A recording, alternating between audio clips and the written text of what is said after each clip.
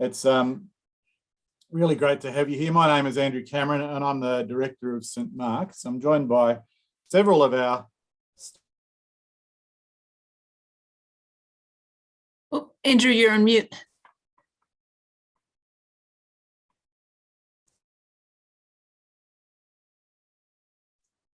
Mute. How's that? Can you hear me now? Sorry about that. Let's try again. I've been on leave, so my Zoom mojo is a bit rusty. Welcome to our the first of our two St Mark's Open Days for 2021. My name is Andrew Cameron. I'm the Director of St Mark's, and I'm joined by several of my staff here today. And if you have the eyes for it, you can spot their name and their role in the top left of their Zoom screen. We really hope that you can get some sense today of who we are and of what we do. We've already been around the square and heard that we've got people from pretty much all over Australia. That's the nature of what we do here. We have students from all over Australia and the world. So this is already a bit of a taste of who we are and what we do. I'd like to acknowledge the Ngunnawal and the Ngambri people, who are the traditional custodians of the land where St Mark's stands, and pay our respects to their elders, past and present. We extend that respect to any other Indigenous Australians who may be present today. And I invite you to remember the Indigenous custodians of the land where you're sitting right now. So in terms of our program today, here's a bit of an overview. I'll spend a few minutes just introducing St Mark's and saying a little bit about it and what we stand for. Then we're going to move into two mini lectures. We want you to get a little bit of a sense of a sample of our faculty and a sample of what they do and what they teach. And it's kind of like a little show bag sampler of the kinds of things that we do in our instructional courses. We'll spend a bit of time then after a break looking at the two sides of the kinds of accredited education that we do at St Mark's. We have a partnership with Charles Sturt University. We're owned and operated by the Anglican Diocese of Canberra and Goulburn, but we have this academic partnership with Charles Sturt University, through whom we offer degrees in higher education. We also have what's called an RTO, a registered training organisation, which is Australia's other way of doing accredited learning through the VET sector, the vocational and educational training sector. And we have some courses in that arm of the operation that we'll introduce to you. Then we're going to spend a bit of time then hearing from some of our students, some of our current students, just to get a bit of a sense, so you get a bit of a sense from them as to what it's been like learning through St Mark's. And finally, at the end, we're going to use some breakout rooms that you'll have choice over sort of which one you end up in order to make a little bit more of a personable way of you exploring any questions that you might have in a slightly less intimidating environment than the whole, Zoom meeting. So what about St Mark's? I've been at St Mark's since 2014, and during that time I've found a place full of surprises at every level. The range of learners that we meet, there's really kind and caring faculty. You just know the darndest things. I learn so much every day just in conversation with this bunch of very lovely nerds, and all quietly rooted in an Anglican Christian tradition that has never pushed down your throat, yet deeply transforms people in ways that always surprise them. Here are just a few of the factors that we think make us special. Diverse, robust and safe means just that you'll meet a slice of modern Australia. The people that are sitting next to you come from all over the land, all over the age range, all over the sort of background in Christian faith, and sometimes you have folks who don't profess faith. You get a slice of modern Australia here. You get your teeth, robust means you get your teeth into what people believe and disagree about in Christianity and in the practices of care that we study at St Mark's. And all of that in a place where I'm wholeheartedly committed to making it safe for you to do so, whoever you are and wherever you come from. There's never any such thing as a dumb question.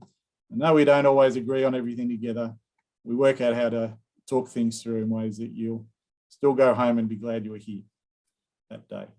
We're practical. We always try and source best practice in every area that we teach to give you something to work with in what you do. But we're not thinly utilitarian. We're not just pragmatists. We search the Bible, the Christian tradition, and several other sources to think really deeply about who to be and what to do in modern Australia. And in that respect, therefore, we're academically rigorous. We're really affordable because of our partnerships with Charles Sturt University and with our parent Anglican diocese. We want it to be that you'll be able to do what you do and that you'll be able to do all this. And all of our fees and charges compare really favourably to other institutions around the nation. We're super flexible. Since long before the pandemic, and especially now, we've worked with people in their complex lives to deliver both remotely and on campus. We have easy ways of getting reading material to you, and we'll always try and tailor your course progression to your needs, whether you're a full or part-time.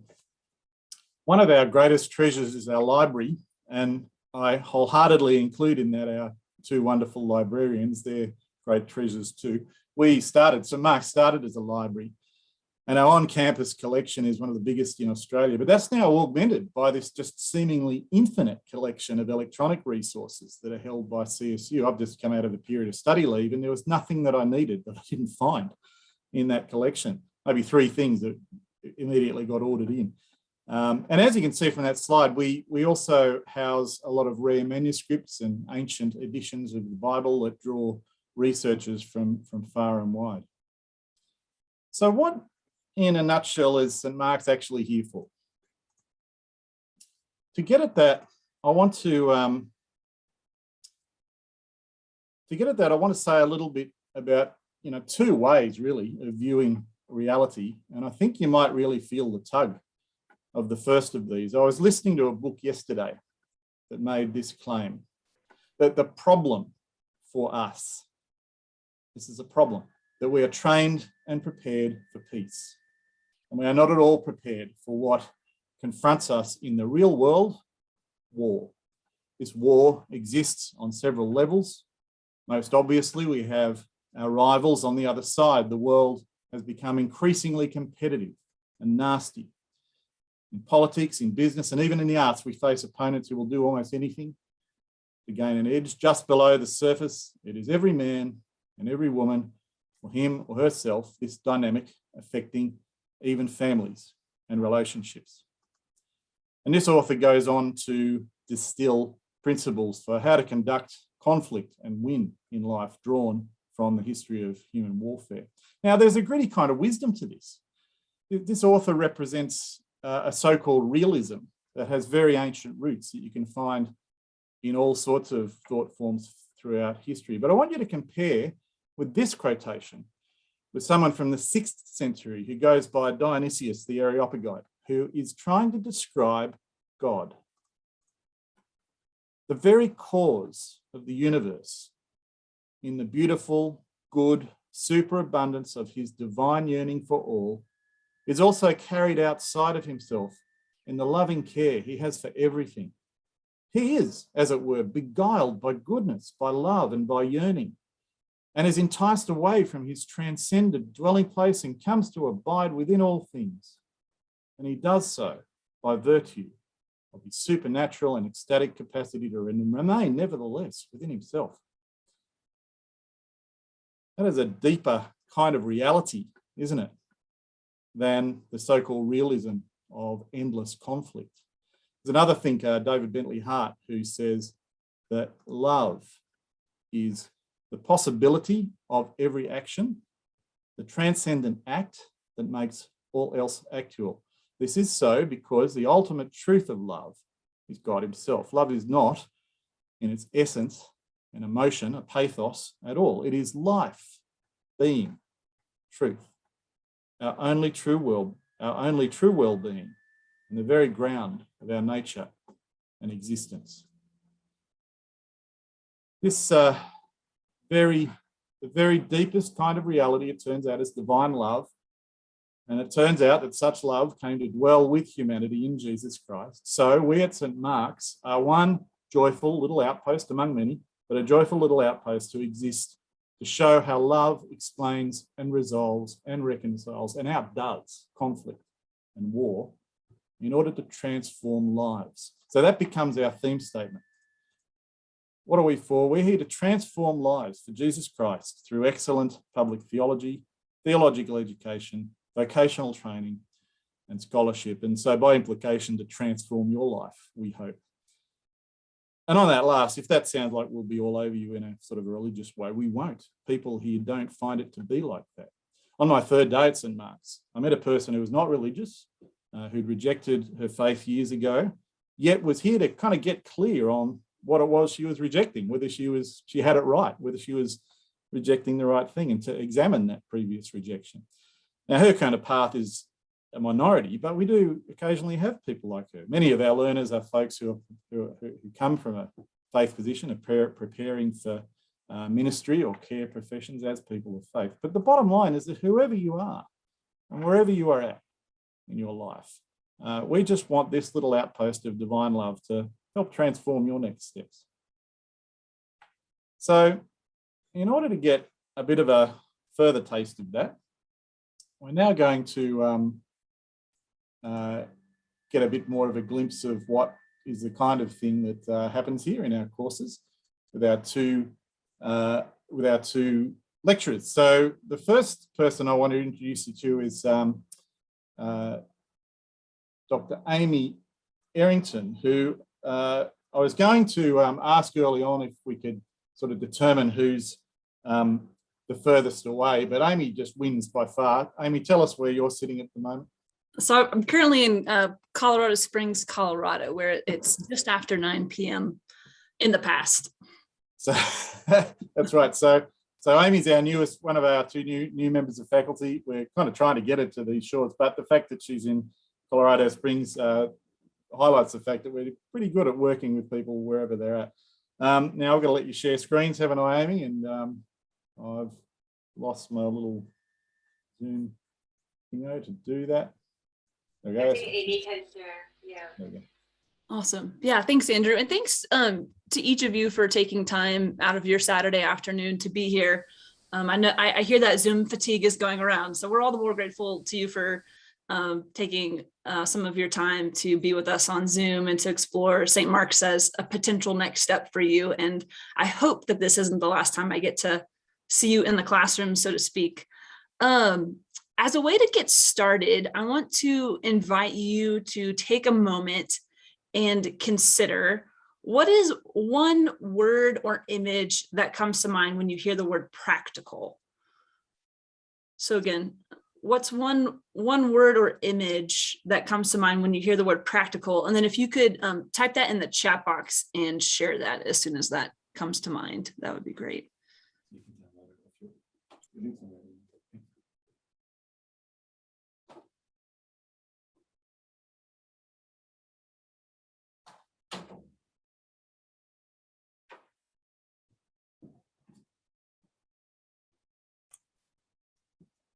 Okay, so we've got a couple coming in.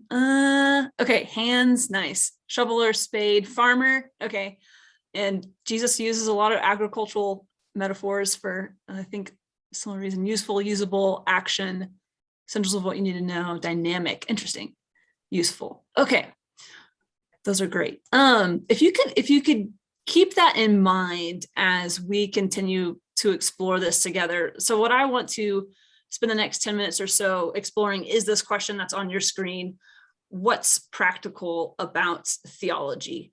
And what I'd like to do is sort of show my homework, so to speak, as I grapple with this question. And what I hope to offer is something of a working example of what theological reflection itself looks like in action. And to answer the question, what's practical about theology, we actually need to ask another question, at least I think, which is often the case in any kind of research, including and perhaps especially theological research and reflection. Questions lead to more questions, hopefully better questions and refining questions. And it should probably come as no surprise to say that Jesus is often considered something of the sort of locus of knowledge about God in the Christian tradition. Or in other words, Jesus is our primary source for our knowledge about who God is, how God interacts with the world, what God expects from humanity. So in order to answer the question, what's practical about theology, I think we also need to ask and consider the question, what does Jesus suggest about how theology is practical? And to answer this question, we need to look at our best witnesses to the life and ministry of Jesus, which are the Gospels. So in the next slide are some observations that I've collected from the Gospels that seem to me to relate to our question, what's practical about theology? And my first observation is that near the end of their training, Jesus's disciples indicated that they largely misunderstood his ministry and mission. And I have a couple examples that are cited there, the biblical citations. One is that Peter, as Jesus is turning to Jerusalem, he's very clearly indicated that the end of his mission and ministry lies there. Peter steps and tries to prevent Jesus from going and make him turn around. Clearly, Peter has misunderstood what Jesus is up to and what Jesus is about. Likewise, not long before the end of his ministry, Jesus catches his disciples arguing amongst themselves who's the greatest. They've clearly missed the memo about his example and teachings about humility. And last but not least, one of Jesus's own disciples, Judas, betrays him, hands him over to the authorities. Clearly, Judas is misunderstanding what Jesus is up to, or is completely disagreeing with Jesus. In all these ways, Jesus doesn't seem to offer himself as an example of leadership development, at least not by certain standards. Second observation is that over the course of his 3-year ministry, Jesus's numbers decreased. So although he did draw crowds in the thousands, he was a popular teacher and healer, he wasn't afraid to say things that he knew would turn people away, and people did. And even by the time he is arrested, even his closest disciples scatter and abandon him. Only a handful of people remain with him to the end at the foot of his cross, and one of these is his own mother. So we could maybe say in sort of contemporary terms, his social media following pretty much tanked up until the end. And one final observation from the Gospels, ultimately Jesus's words and actions provoked the political and religious leadership of his day to the point of his execution and his death. So in other words, Jesus's own words and actions led not only to the end of his ministry altogether, but also to the end of his life. Seems like he might have suffered from some strategic oversight there. So altogether, if we were to measure Jesus's ministry by certain modern criteria of what makes an organization or a leader effective, Jesus's life and ministry would probably come up short. And even if we were to measure Jesus by some contemporary criteria used to measure what makes a church leader effective, again, Jesus would probably fall short, especially when we're talking about measures such as leadership influence, numerical growth, such of congregations, personal well-being, and human flourishing. In all these ways, by all common accounts of often what is considered to make something practical, we could be tempted to conclude that Jesus suggests that perhaps theology is actually highly impractical. However, that assumes that by practical, we mean something like a mode or method of behavior that will guarantee results by certain criteria. But is that how the word practical should be defined? It might be that while we continue to ask the question, what's practical about theology, we also need to consider a second question, which is, what's theological about practical? Or in other words, what's a valid theological definition of the word practical? Or as theologians and hopefully perhaps as disciples, how should we think about what it means for something to be practical? So earlier, we covered or mentioned how Jesus is often considered the primary source of knowledge about God, but Jesus actually isn't our only source, even if he is indeed the primary source about knowledge about God. And actually, neither is the Bible either. Tradition, which includes the history, the writings, and practices of the past people of God, are also considered a source of theology. So in the remaining time that I have left, I want to turn and consider some resources from the Christian tradition to try to cast light on our latest question: what's theological about practical? And time constraints will mean I can only entertain a select case study. And so the one I've chosen for us will take us to the Roman Empire in the year 250 AD. So Q Cyprian, who is the man on the left side of your screen there, he was the bishop of the North African city of Carthage, which is circled in orange there on your map. Around this time in 250, when Cyprian was the leader or bishop in Carthage, right as another wave of persecution against Christians was setting in, so inconveniently was an empire-wide plague. And at the height of this plague, 5,000 people a day were dying in the capital city of Rome alone. And that plague is actually known to history as Cyprian's plague because of the descriptions of its symptoms that he gave, which I'll spare you from, it's not very pretty. And those symptoms that he described are what has given history our knowledge, our primary medical knowledge of the disease. So we honored him by naming it after Cyprian. And he gave those symptoms in a sermon that he delivered to his congregation called On Mortality, which was something of a kind of serious pep talk that he gave to his congregation in the height of the suffering. And in that sermon at one point, and you can read it online, the link is there on your slide or on the left side there. He said to his congregation that what they were experiencing were trainings for us, not deaths. Even though people were in fact dying left and right, both Christians and non-Christians alike. But he said, these are actually ultimately trainings for us, not deaths. So in other words, he was trying to tell his congregation what seemed like death around them wasn't ultimately death. What it actually ultimately was an opportunity for them to display their faith, hope, and love for Christ and in anticipation of eternal life. And in order to express this, Cyprian exhorted his congregation to care not only for their own, but also for their non-Christian neighbor, which, if you'll remember, were also persecuting them at the time. As a result of their beliefs, the Christian response was noticeably different from their pagan counterparts. So for example, instead of abandoning the sick and leaving them in the streets to die and leave their bodies, Christians, just like Joseph of Arimathea before them, carefully buried their dead. And they also, again, unlike their pagan counterparts, tended to the sick despite the risk of succumbing to the illness themselves. And ironically, Christians ended up surviving the plague at higher rates than their Roman counterparts, despite their willingness to put their lives on the line. And scholars suspect that there are several reasons for this. One reason is that the very act of providing basic nursing care ensured that higher numbers of them would survive, despite the fact that there wasn't an available cure or vaccine. A second reason is that those Christians who did survive the plague became immune from the disease and were able to provide a nursing workforce that was protected. And then last but not least, Christians prayed for, expected, and did experience God's healing work in their midst.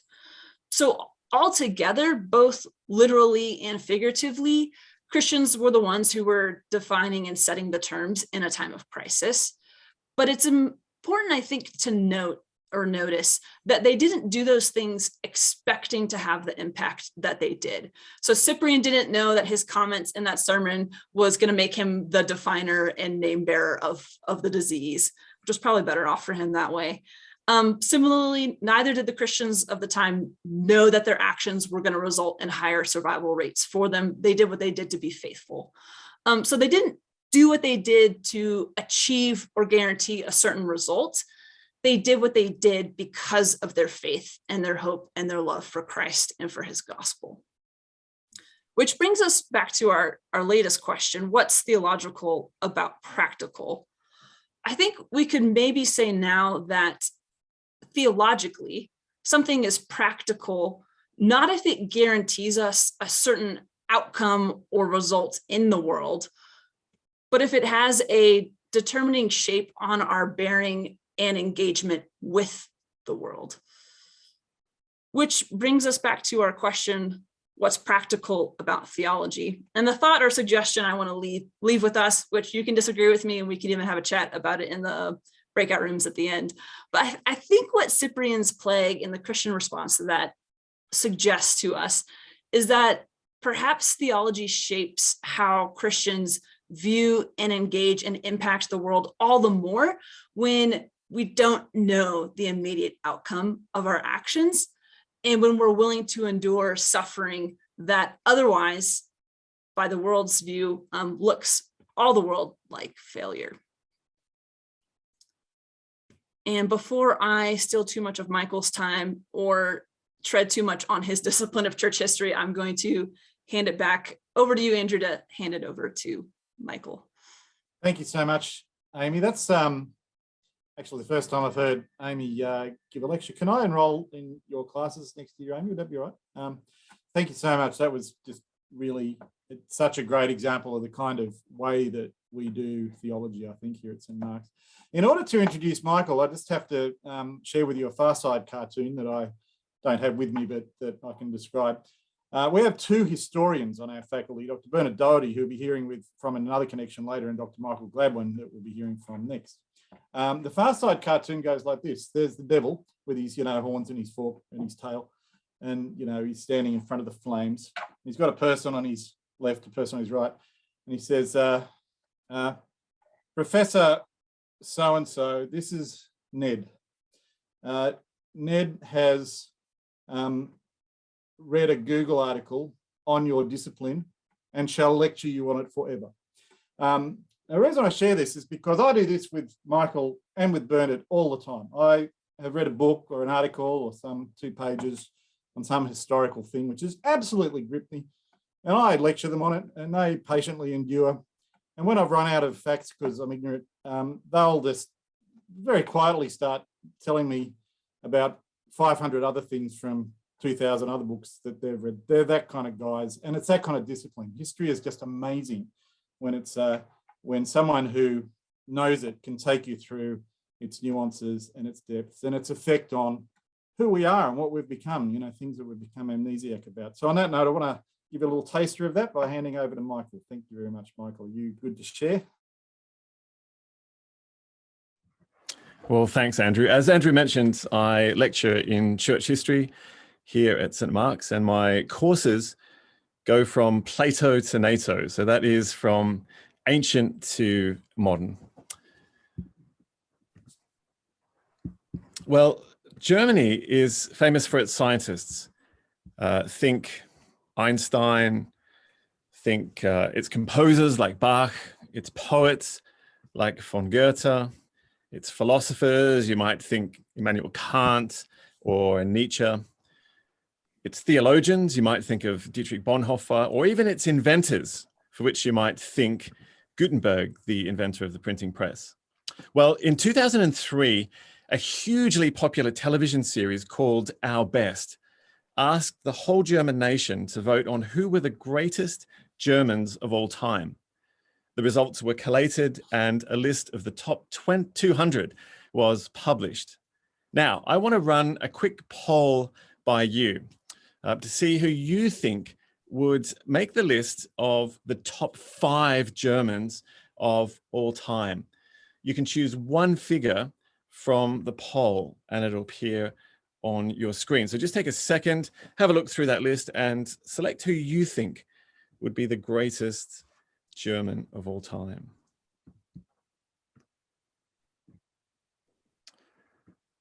All right, well, I can see Einstein in the lead, followed closely by Beethoven, equaled Gutenberg. Kant is up there as well.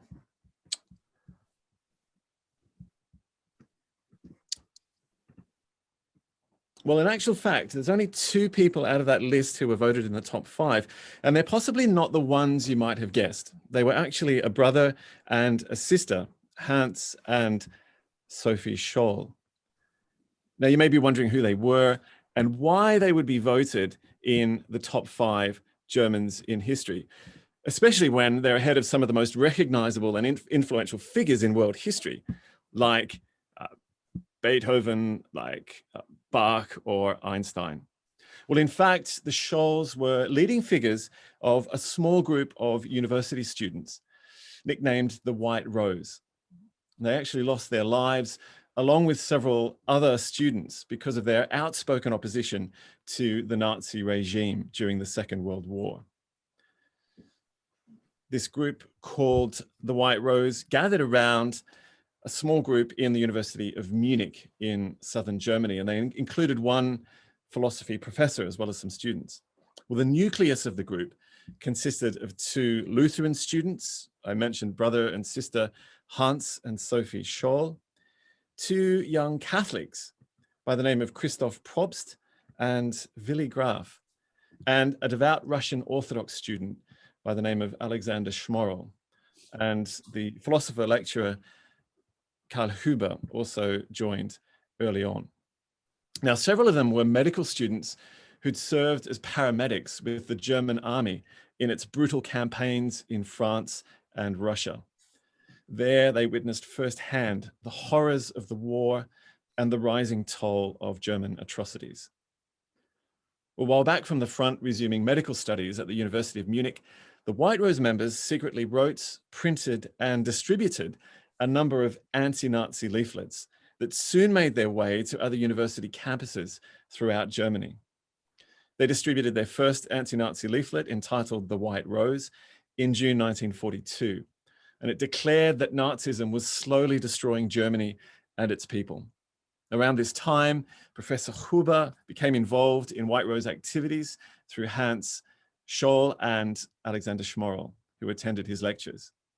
Over the next 9 months, the group distributed 5 more anti-Nazi and anti-war leaflets, quoting from the Bible as well as philosophers and poets. Well, the second leaflet condemned the mass murder of the Jews in Poland, and it contains the only known public protest by any German resistance group specifically against the Holocaust. Well, the fourth leaflet had a strongly theological dimension. And I quote, "Every word that comes from Hitler's mouth is a lie. When he says peace, he means war.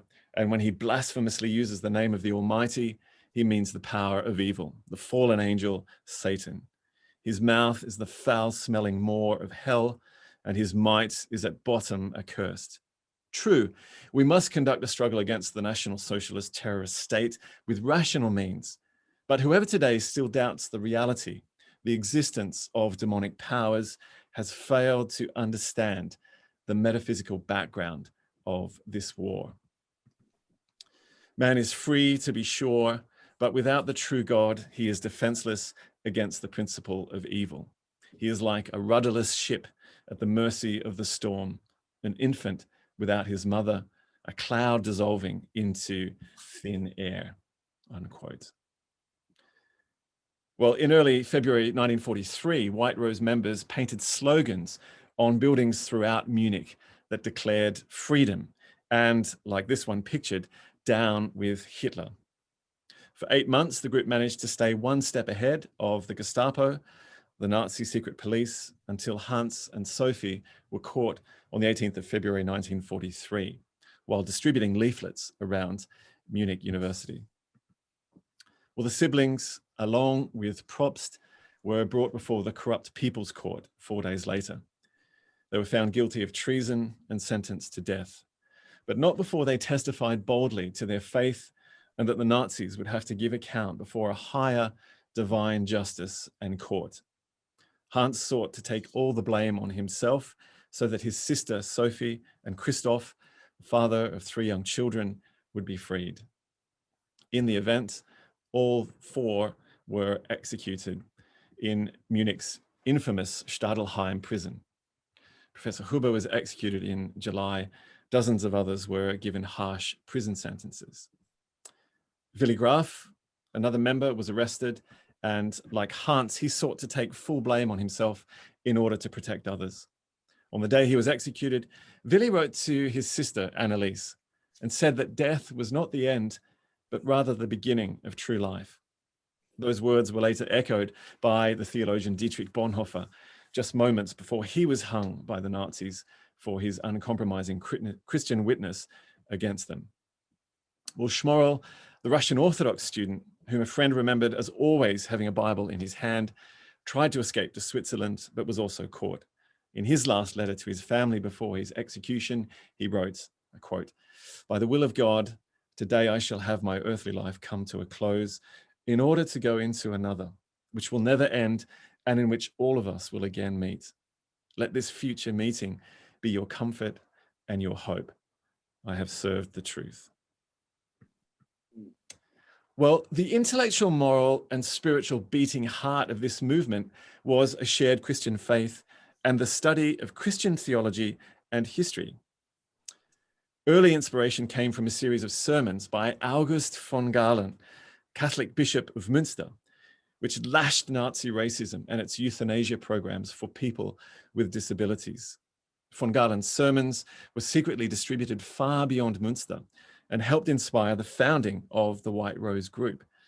Although not a religious group per se, faith in God was one of the main strands that united those involved in the White Rose. Well, the group met in clandestine Catholic youth groups, which were now banned by the Nazis, over dinners and on hiking trips. And here they were catalyzed by Christian thinkers that included Jacques Maritain, a 20th century Catholic philosopher, who in turn had brought the theology of the great medieval theologian Thomas Aquinas from the 13th century into the cultural and intellectual philosophical mainstream of 20th century Europe. Their thinking on conscience was sharpened by the 19th century Catholic theologian Cardinal John Henry Newman, and he saw conscience as the voice of God echoing in the human heart. Yet, he said, it was fragile and open to distortion by personal and cultural forces. The church's God-given authority to speak the truth was therefore needed to awaken conscience, as much as God's grace was needed to follow it. Also hugely important were the church fathers of the first 5 centuries, and especially Augustine of Hippo. Sophie Scholl smuggled a forbidden anthology of his works into a national labor camp in 1941. And her diary entries reveal the importance of Augustine's Confessions, which is incidentally the world's first autobiography. She identifies with his confessions as she addresses God in an inner dialogue, making her own confessions. And she often bewails her homesickness, her longing for rest and peace. But she finds comfort in Augustine's most famous passage, "For you have made us towards yourself, and restless is our heart until it comes to rest in you." Elsewhere, she writes of the immense help Augustine gives her in thinking through other questions like the problem of evil and suffering, the relationship between free will, predestination, and divine omnipotence. And she reads them alongside the philosophers of her day. Well, in conclusion, perhaps one of the most striking aspects of the White Rose was their faith and their study, and the way that crossed Protestant, Catholic, and Orthodox boundaries, the 3 main streams of Christianity, and the way it engaged with and was fundamentally shaped by 2,000 years of Christian theology and history. They themselves, of course, have become an important part of that history. After their deaths in 1943, their last leaflet was smuggled out of Germany. The Allies reprinted and airdropped literally millions of copies of that leaflet all over Germany. Since that time, the White Rose members' lives and deeds have resonated widely because of their moral courage, their independence of mind, and Christian witness. And all this in opposition to one of the most evil and extreme expressions of cancel culture and fake news the world has ever seen. Okay, we're back. How are we doing? Is everyone on board, seeing, hearing? Off we go, I think. Since about 1994, I think it is, St. Mark's has been in this partnership with Charles Sturt University. And it's really a very unique arrangement in Australia. In other parts of the world, where universities were kind of founded out of Christian seminaries, they'll retain departments that do theology. In Australia, that was never the case. We came up in the height of the Enlightenment when, for all sorts of reasons, the universities didn't want to do that. So for our School of Theology, of which St Mark's is senior partner, to be in Charles Sturt University is quite a unique and wonderful thing in Australia. The great thing about this arrangement is the university does not tell us what to teach. We have a complete say over what we judge to be what people need to hear. And yet the university is marvellous in giving us a really wonderful platform to do that and helping us maintain high academic standards. So it's been a really good arrangement. I'm going to get Dr. Bernard Doherty to not put his historical hat on today and to put his hat on as our course director. Bernard is, when he's not lecturing in subjects, is oversees student progression and course construction and is kind of the expert on all things CSU. So, Bernard, over to you. Okay, so I get to flick over to the next slide, Andrew, and we'll get started. Right. Good afternoon, everybody. Okay, so I'm just going to talk about a few of our courses today, which might interest people at different sort of stages of their sort of theological journey. And probably the best one, our real bread and butter degree, is the Bachelor of Theology. And this is really kind of like the basic degree that I think all of us on staff have kind of done or done the equivalent of over our studies.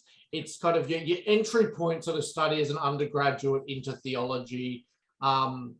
Really, it's sort of where you want to start. You want to get a good grip of biblical studies, Old New Testament studies, practical theology, like what Amy's spoken about, church history. We have more church history than just about any Bachelor of Theology program in Australia, which I'm glad to hear. So after Michael's thing, you can come and do some church history with us.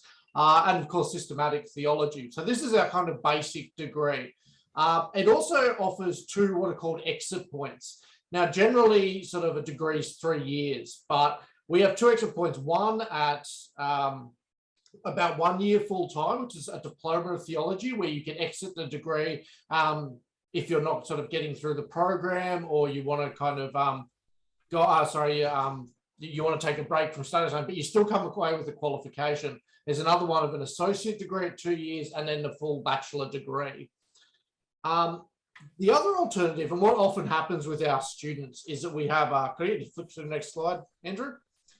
Is that a lot of our students are mature age, they've done studies in other areas or they work in other areas, and because they're passionate about serving God and the church, they want to do some theological studies. So a lot of them will opt for the Master of Arts Theological Studies. Now, this is a relatively new degree. Before this, we had a graduate certificate and a graduate diploma, which you could also enroll in if you'd like. But this is 1.5 years full time. And it covers very similar territory to the Bachelor of Theology. Just about every subject now in the Bachelor of Theology can be taken in the Master of Arts, but it has less subjects and you're assessed at a slightly higher level. So this is, again, a really good kind of entry point for study. If you've done studies in other areas and would like a kind of higher level engagement. Next slide, please. Also for ministers and those already working in ministry, we have a graduate certificate in ministry. Now, this is 1 to 2 years part-time. It's 4 subjects, so very... just in answer to the question that just came through, yes, all these courses are face-to-face or online, depending on the size. Some of the postgraduate degrees don't have large cohorts, so they won't have weekly classes, but with the Master of Arts Theological Studies and the Bachelor of Theology, these are both taught on campus and online. Okay, so the graduate certificate in ministry is it's an upskilling thing for those already in ministry. It allows them to look at specific areas where they might want to develop some skills or shift their kind of minister's toolkit, for instance, into chaplaincy. They might feel that they need more on professional supervision, which we offer in our grad cert ministry program, but also as a standalone course, which my colleague Andrew Shields will talk to you very soon about, and also areas like church leadership and this kind of thing. And we also offer a lot of, for students in that degree, they can take subjects from the Master of Arts Theological Studies as well. So say you're a minister, you've been in ministry for a long time, but you're like, I've sort of ceased to really stay up to date in a certain area, for instance, say like church history, you haven't studied it for 30 years since you're at Bible college or something like that. You can come back and actually take a subject in that as a refresher, or you have a particular area you wish you'd done more study in that, and you can always do that, and that kind of thing. Okay, next slide, please. We also have a Master of Pastoral Counselling. Now, this is a kind of entry-level counselling degree as a postgraduate sort of thing. It's actually accredited by both the Australian Counselling Association and PACFA, the Psychotherapy and Counselling Federation of Australia. I might have that slightly wrong, the whole title. It's a bit of a mouthful. Basically, this is a real entry-level counselling degree. We also have a graduate diploma version of that, which is also accredited by the Australian Counselling Association. Sorry, keep going. I'm just going to say, remind you, you might want to throw to Sue on this one. But yes, I know. And my colleague Sue Olds is actually here today and can tell you about this. And she's a course coordinator for this. So Sue, take it away. I might ask you a quick question, if I may, Sue. Go ahead. One of the things that I really liked about St Mark's and made me want to work here was I knew a bit about this course and its emphasis on micro skills. What is a micro skill? What do you learn when you learn about a micro skill? So micro skills are all the unique little things that we're doing in a counselling hour, or 10 minutes if it's an embedded counselling moment, for example. Ministers might find themselves in that situation. So they are things like, you may have heard these terms before: reflective listening, paraphrasing, empathy, summarising, normalising, all of those little things that we're doing to facilitate the person speaking to be able to get their story out, but also that we understand that we're hearing it correctly so that they can go on. And usually what happens in the course of doing that listening and all those micro skills very well is that it enables the conversation to go deeper and to really get to the root of the problems, where you can look at then how to like challenge or get past blocks, all those kinds of things. Kind of the opposite of, I know exactly what you mean, or gosh, that's a really weird thing to say, or I've got some really good advice for you. So it's kind of getting out of those habits a little bit, is it not? Absolutely, yes. Although there is a place for humour. Okay. With some people at some time, so yeah. Yeah. So, I mean, this is an example of what I touched on earlier, an intensely practical course, and yet one that, is steeped in the wisdom of both best psychology practice and Christian faith. Correct. Yes, it's very much an integration of the two, and you can't have one without the other if you're doing pastoral counselling. Yes. Absolutely. Thanks, Sue. So Sue will be available later to chat about that. So I'll throw back to Bernard for our next. Yep. And could you jump onto the next slide, please, Andrew? Oh, yes, here we go. There it is. We also offer, for those who may have done theological studies already, some higher degrees by research. Now, the first of these is a combination of thesis and coursework. So you'll take some classes and you'll do a dissertation, and that is the Master of Theology. We have a Doctor of Ministry program, which is again a combination of coursework. And this is really going for people who have a lot of experience in ministry, who want to kind of explore at a kind of doctoral level, a high level, something about ministry practice, particularly for the service of the church. These are very much practical high degrees. It's known as a professional doctorate. And of course, we have a Doctor of Philosophy, a PhD program as well. Next slide. There are some scholarships and fee-free doctoral places for students as well, for those wanting to do higher degrees research. So for those interested, and we'll jump to the last slide, Andrew, for me. And if you're interested in this thing, we actually have quite a few subjects on offer this summer. And so Chevelle could put up the link for this on the chat for which subjects and what degrees they're available in. There's quite a lot of flexibility though in terms of our current students and that kind of thing. But some of these might be a way to sort of dip your toes in this. And also, and if you have any further details, please get in touch with me. Our contact details are available on our website and elsewhere. And I'm more than happy to chat and sort of help you to sort of negotiate or think about where you'd like to sort of study or how you'd like to go about it. So thank you. Thank you, Bernard. And small footnote, if you wanted to get into any of those summer subjects listed, the term literally starts on Monday week, and it would be quite possible and straightforward to get you into those if you act now. So you might want to pursue that with us toward the end. Andrew Shields is our RTO manager and has a long background in vocational and educational training. Where were you working prior to St Mark's, Andrew, in relation? I was working at CIT, or the Canberra Institute of Technology.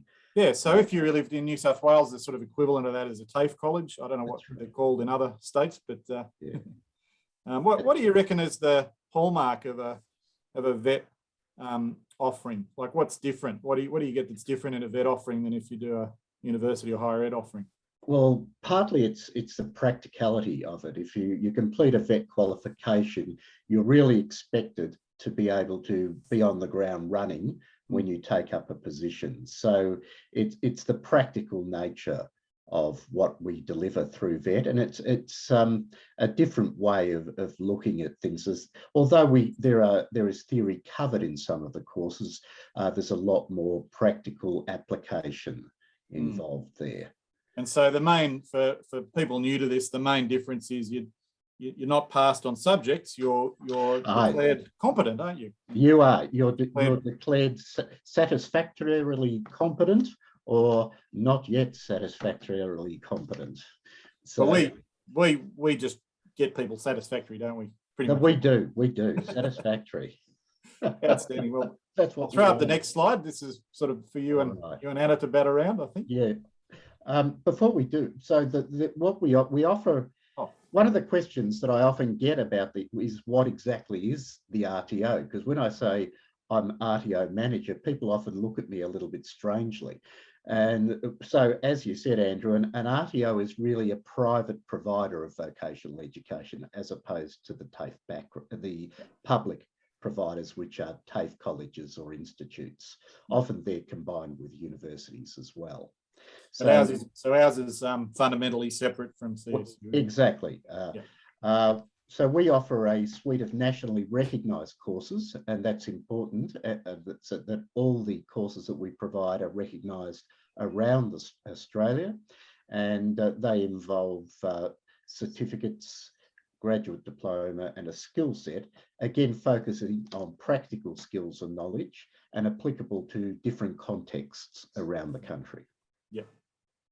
So, next slide. So the first course that we want to talk about in more detail is really the Diploma of Christian Ministry and Theology. And we've got Anna Boxwell on hand, who is the course coordinator. And so Anna, what can you tell us about... Come up on your Zoom screen as Steve, but she is actually Anna. Yeah, sorry, I haven't been able to rename myself on my husband's computer. So this course is an excellent one-year course that people do often alongside their full-time work or their study, as their caring responsibilities. Some people do it just at the start of retirement. Some people do it in their 20s. We've had a couple of people do it as like a gap year thing, just coming out of high school. So it can often be a really great thing to do when one is in this situation in life where they think, I think I want to learn more and help more in my local church, and maybe in a point of transition in their life like that. So it can be done mostly all online. So there's 4 terms over the year, and you get stuck into some practical units. Some of them are introductions to how to read the Bible and some really practical skills in handling God's word more confidently and competently. And some of them are really involve assessment tasks that get you to do stuff in your local church and then reflect on your practice and get other people to help you grow in your skills. One of the subjects I like the most is one where students are required to analyse what's going on in their local church and actually kind of rank it in terms of the different types of activities are happening, see some kind of gap, gather a team to run some sort of event or ministry, even if it's just one pilot program, and then evaluate it afterwards. So it's a really great example of what it's like to be an engaged, active member of a church community who is doing this kind of thing and gathering people and other volunteers and working together to serve God in your local context. So there's a little bit of introduction to Christian history. There's some introduction to preaching training, testimony training, so telling how it is that God has rescued you in Jesus Christ, and some small group ministry training. So lots of practical skills undergirded by some introduction to theology and becoming more competent in learning the Bible. Some people do this course and then they just feel like, great, I can be even more equipped to help in the context where God has me. Maybe that's in a retirement home or in their local church or wherever they are. And some people then get a bit of a taster and more confidence in studying theology, and where they may not have wanted to take on something like a diploma through Charles Sturt University's side of St Mark's, or perhaps a Master's of Theology or some of those bigger qualifications. Sometimes they end doing this year and then think, yeah, I might take on a BTH or at least 1 or 2 units, and they sort of have grown a bit in their confidence and skills. But it's still really successful for those people who really just do that 1 year and grow a lot in their knowledge and love of God and their practical skills. It's a good one too, isn't it, for people who maybe feel a bit unsure about diving into the university end of things, isn't it? Yeah, exactly. Thanks for pointing that out. So an entry requirement is, there's no kind of higher education entry requirements. One doesn't have to have done an undergraduate degree already or anything like that. And we've had lots of people do this who may have years ago finished school only in year 10, and they don't think of themselves as academic, but they actually really do flourish once they have some basic skills and tools in their toolkit where they can understand God's word more, engage with the Bible, and start to learn about some of the practical skills and tools that are available to them in understanding God's word. So the assessment tasks are different to some of the types of assessments that you would get in some of the other qualifications. A lot of them aren't, then there's no sort of major 3,000 word essays or anything like that. It's not that kind of course. A lot of it is doing a task, writing a short reflection, or reading a short article, and then writing a short couple of answers to some questions. So very doable if you're not particularly academically confident. But if you have got some academic prowess behind you, you're not going to feel like it's dumbed down. It's kind of that nice balance for people who either have studied higher education before or haven't. Thanks, Anna. Next slide, please. Okay. So the pastoral and spiritual care skill set. This is actually moving on from a short course that we've been running for a number of years in pastoral and spiritual care. This skill set, though, brings this together into a nationally accredited qualification. So this is really, we brought this into being really to deliver to people who have a heart, what we call a heart to help in the environments of churches, hospitals, aged care facilities, and other social service settings. So it is really a way to learn how to safely and ethically provide pastoral care to those individuals that you'll be caring with. The person that we have delivering this course is Jo Manouk. Reverend Jo Manouk has been teaching in this area for many, many years. And she's really looking forward to delivering this skill set next year. Apart from there are actually 4 competencies involved in the skill set, and these include plan for the provision of pastoral and spiritual care. And I see Chevelle's putting those up on the chat screen. Provide pastoral and spiritual care, work with people with mental health issues, and respond to client needs. So these are the sort of things that are useful for clergy and for others who work in church environments, and also for those who may be going into formation. We're also offering a bonus unit of competency. So you not only get these 4 units of competency if you do this pastoral and spiritual care skill set with some marks, you get another competency. So you also get steak knives.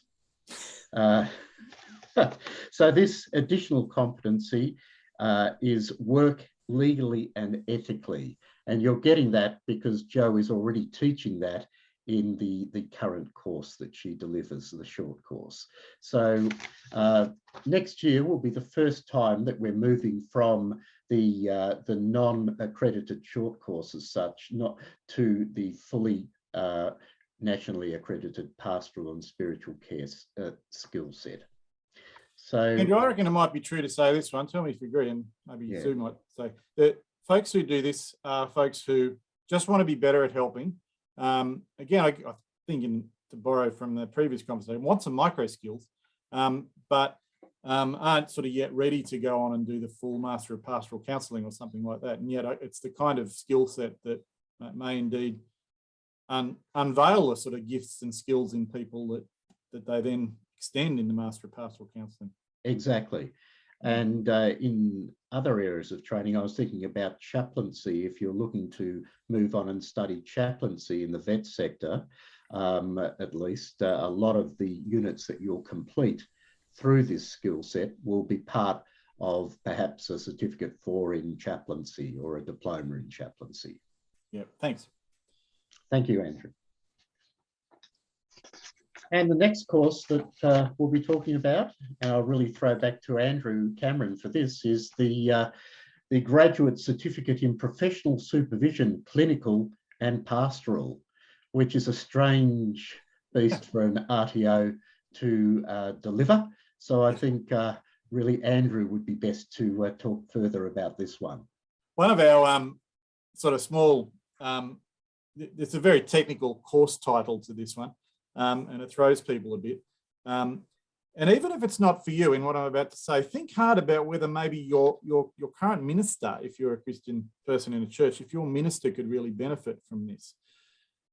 The Royal Commission into Institutional Responses to Child Sexual Abuse found pretty badly that beyond even just the poor folks who are, traumatized by that, a wider culture prevailed where people in ministry didn't have a culture of going as a professional to another person who will care for them and help them to reflect on their practice and improve their practice.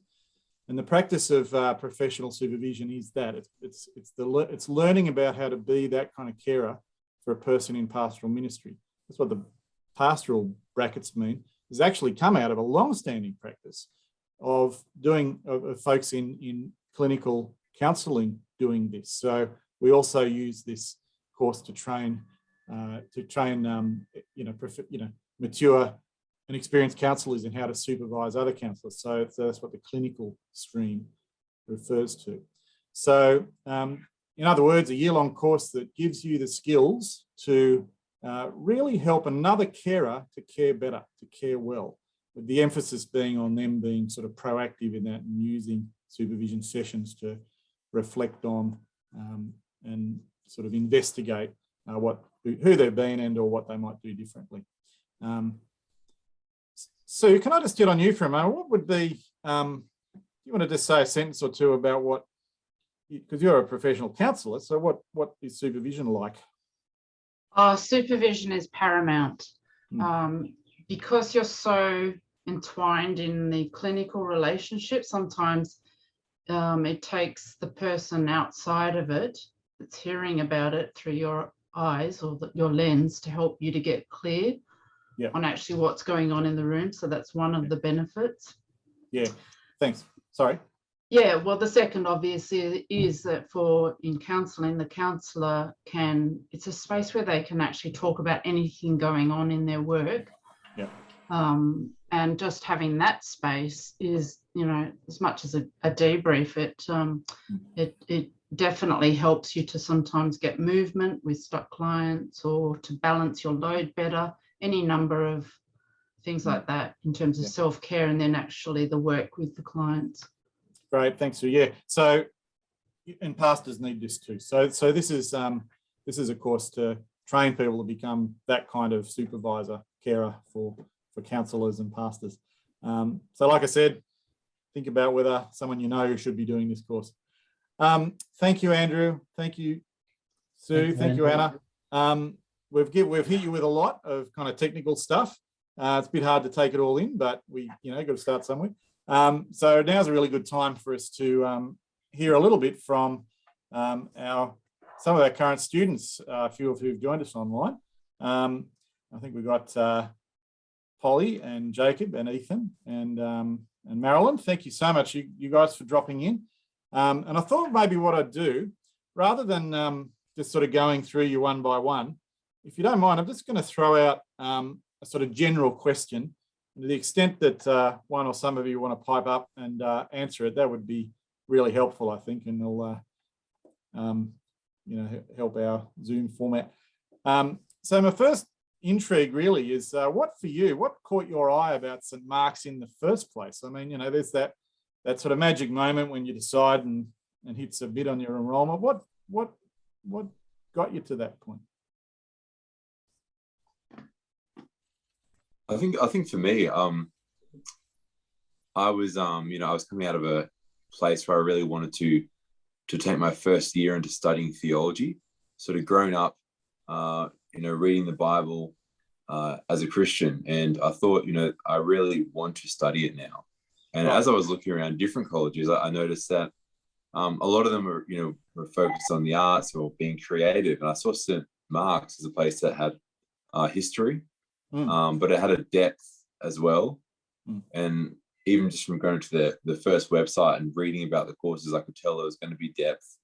The whole team involved seemed to be very much, rich in sort of their knowledge and their understanding.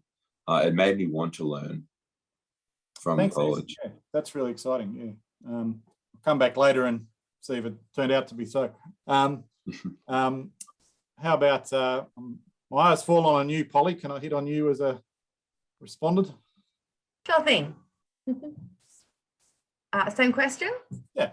Okay, so for me, it was slightly different. I had a lot of issues with the church, a lot of frustration and anger at what had gone on in my past. And I started going to a Baptist church just down the road from St. Mark's, and they sort of said, hey, there's this great place. It's just here in Canberra. It's called St. Mark's. Have you thought about going there? Because oh, great. So I've come along not to get deeper into theology, but actually to heal. And so that's happened this year.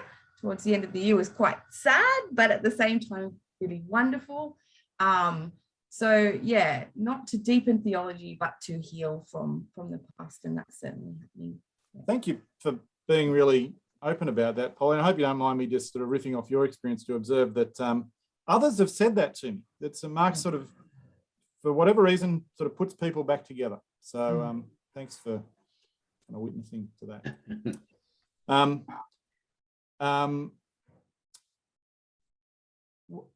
So again, I'll put this question out there to everybody. We'll give Marilyn and Jacob a turn. A subject or a topic or something else in your learning that's really grabbed you, maybe something that sort of leapt out and really surprised you.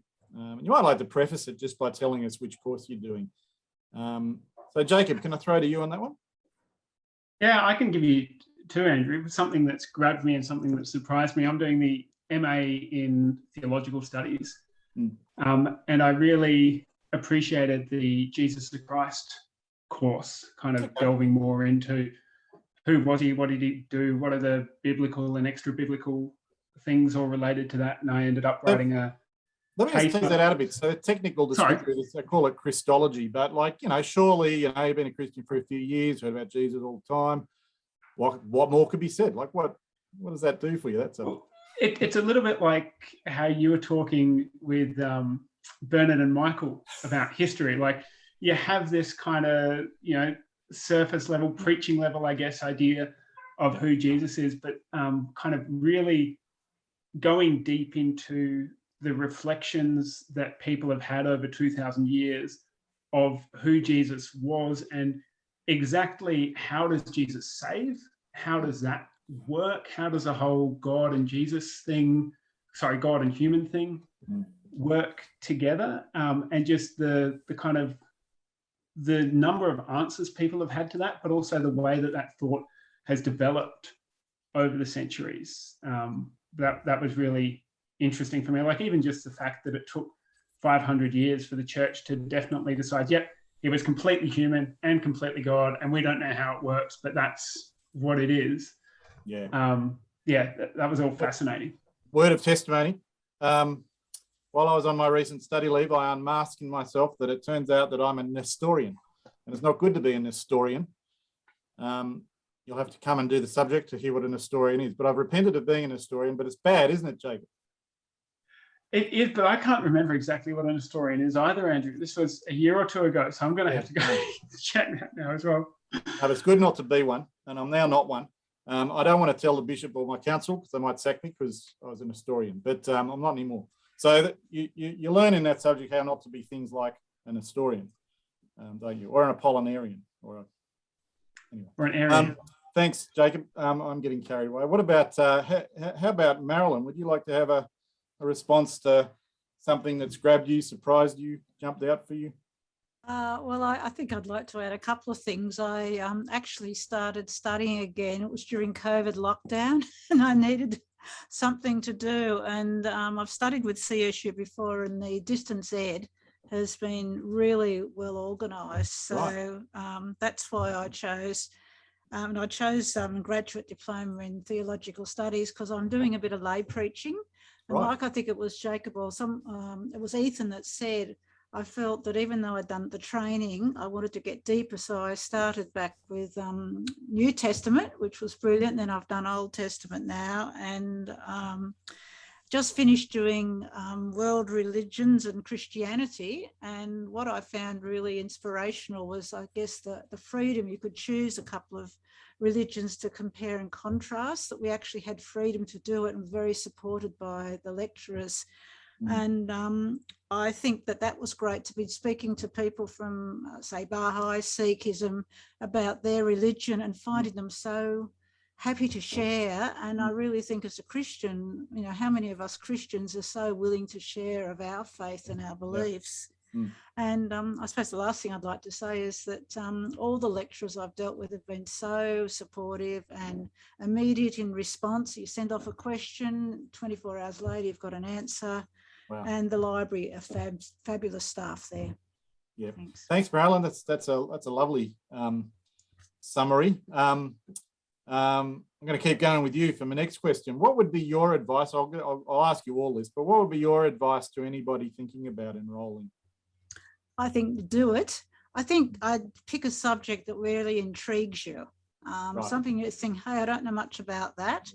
Yeah. And don't let your age be a barrier, either being very, very young or very, very old, because one of the best things about, I think, St. Mark's is the range of ages. People in their 20s, people in their 70s, people of very high education, people who've had hardly any. And I think that's the delightful thing about St. Mark's. And on Zoom, we're all equal. Thank you for saying that. It's a really good, one of the few places in modern life where you really just get to have serious, friendly, intergenerational sort of engagement, isn't it? Yeah, that's fantastic. Thanks, Marilyn. What would be your advice, Jacob, to anyone thinking about enrolling? Similar to Marilyn's, just kind of to jump in, find something that particularly interests you and see how you find it. Like my story with studying at St. Mark's is I've been studying one subject a semester for a terribly long time, now very slowly working my way through the master's program. So that's an acceptable way to study. I hope it doesn't need, you don't need to quit your job and go do full time and whatever. So to pace yourself, And also, if you can, if you're in Canberra, try and do one of maybe the evening classes or that kind of thing where you can actually go in person, because obviously COVID's been a thing the last couple of years, but I've really got a lot out of actually having in-person interactions in courses.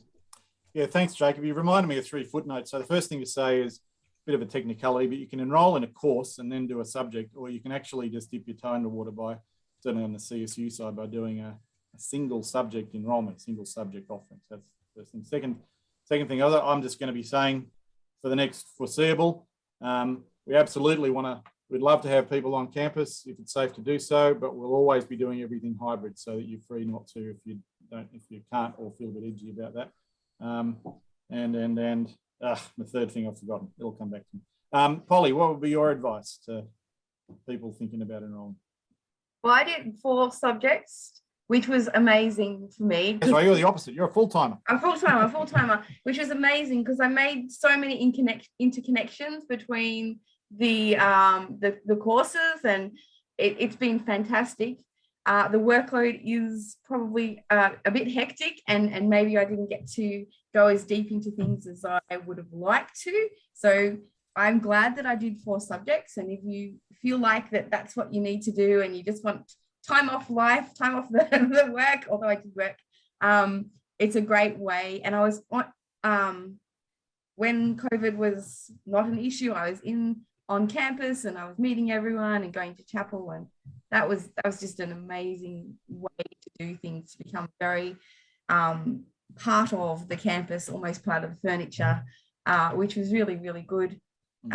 So if you can do full-time, but going forward, I will be reducing my down a bit so I can really savor the subjects a little bit more. Oh, well said, Polly. And that kind of was the point I've forgotten. Well, the majority of our students are actually doing one subject sort of per session. And we welcome both. Like, we really think there's benefit in that and in doing it full-time based on your life circumstance. So it's nice to have heard from both ends of that spectrum. Ethan, what would be your advice to anyone thinking about it? Yeah, well, I did the diploma this year, and I found from my experience, the more time I put away for it, the more I enjoyed it. There's like essential reading, you could say, but I found that if I put time aside to take my time with the book and allow myself to grow, it was up to me if I wanted to just, pass the subject or actually really grow myself individually and have a desire to want to learn more. Yeah. So I would say, for people doing it, don't just enroll in it to complete it, enroll in it to actually learn and grow, and put aside time to not rush it. And I found it was a really rewarding experience doing it that way. Yeah, thanks, Ethan. That's a really helpful comment. You reminded me, a lot of people have said it's really different than any other kind of tertiary learning where, because it's so personally engaging, like it's about what matters most to you. And so it kind of draws out that. But your point about being intentional is really, really helpful. Well, thank you, guys. It's been such a great thing to get a glimpse of what it's like to study here. We haven't quite finished yet, but I'm going to finish a part of what we're doing by saying a prayer. I hope that's all right with you. Either you'll join in with me kind of internally, or you'll just let it wash over you a bit. But it's kind of important that we do that, because one of the things that we do, regularly every week at St. Mark's is joined together for chapel. We don't make anyone go there, but we think of our small but significant times of prayer and worship as the beating heart really of what we do. So I'll just say a prayer for people who are thinking about it, and then I'll describe how we're going to do our breakout rooms for people who want to take it further. We thank you, Heavenly Lord, for the gift of this land, this place, the gospel, and of the witness to you that's emerged through Christian history. And I just ask for the folk that have joined us today that you'll give them wisdom and discernment and hopefully opportunity to decide what their next step is, and that if St. Mark's is the right place for them to pursue that you'll make that clear. In Jesus' name, amen.